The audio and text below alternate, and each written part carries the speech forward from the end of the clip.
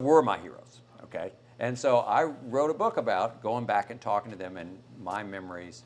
And so I did interview them. And yeah, I did treat them as heroes because they were my heroes. Fortunately, they were nice to me. So, yes? In all your years covering the O's, you probably got to meet players from other teams. Yes. Did you find any player from another team that really stood out to you as a all-around good person, interesting? Well, they don't have to be real talkative. I'll tell you who was a real interesting guy was Nolan Ryan. Nolan Ryan didn't say a lot. Now, I'm originally a Texan, all right? Now, and I kind of know one when I see one. I mean, he's like cut out of the old Gunsmoke or something.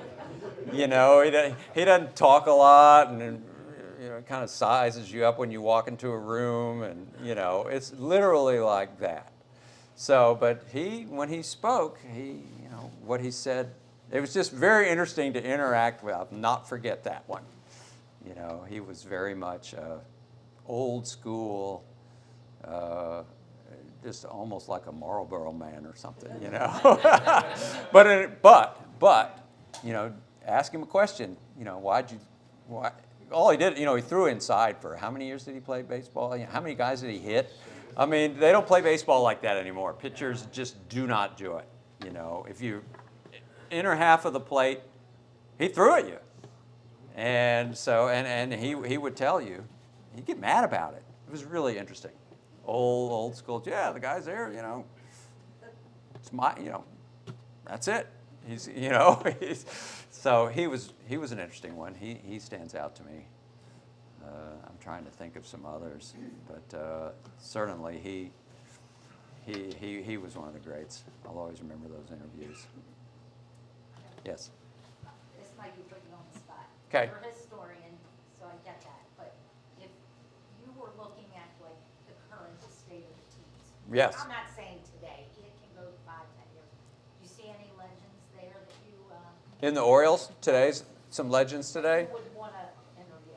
To interview, well, I see some. They're not playing well, but I do see some nice ball players. I mean, Gunnar Henderson is a nice ball player, and so he's not hitting great this year, but he's a good ball player. And Rutschman, they've got a few. But as far as interviews, the whole relationship, I consider myself fortunate because the relationship, covering baseball is different now than it was. I was going to ask you You about that. had Yeah. got a relationship with them. So in my day, okay, the first years at Camden Yards, say, they opened the clubhouse at, I think it was 3 o'clock.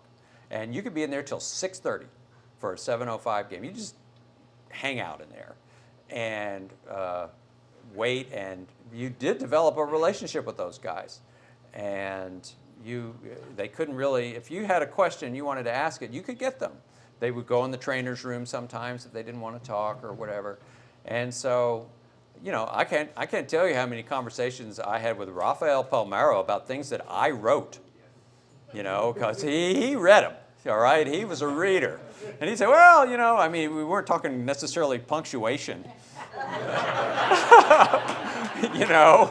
but he'd say, I don't know, I'm not sure about that third paragraph. Unbelievable conversations with Rafael Palmeiro.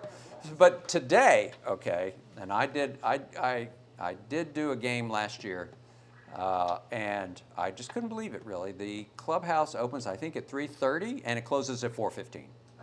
Yeah, I was looking. And the players know that, and they're just not at their lockers. They just go into, and of course, the clubhouse is just gorgeous. There's lounges and saunas and TV rooms, and they don't have to be at their lockers. So there's very little interaction. And I consider that a real tragedy because Not getting that personal aspect. you're not getting, it's just the storytelling, I think, gets lost a lot. That's really more than anything. But, I mean, it's the way it is now, and so I accept it. I mean, listen, I was at the Ravens for 10 years, and the vast majority, I saw it go from where you could talk to players at their locker to where almost any quote you would get was from someone standing at a podium in a carefully controlled interview. And so, okay. Is that the players doing? No, CHS, right? it's the NFL. It's the NFL. It's like they don't really need that anymore, or they It's a just shame. It's really a shame. yeah. And I think a lot of people don't. They're not interested in my problems, and they're not really problems to. But I do think it's unfortunate that because it means not as good as stories. You know, Rafael Palmeiro. When we, after all those years of discussing not punctuation but other things, would pretty much tell me stuff. Now, he wouldn't tell me when things went really south with the, drug test. But, definitely had a lot to say about a lot of things, and it was a good relationship. So it's interesting.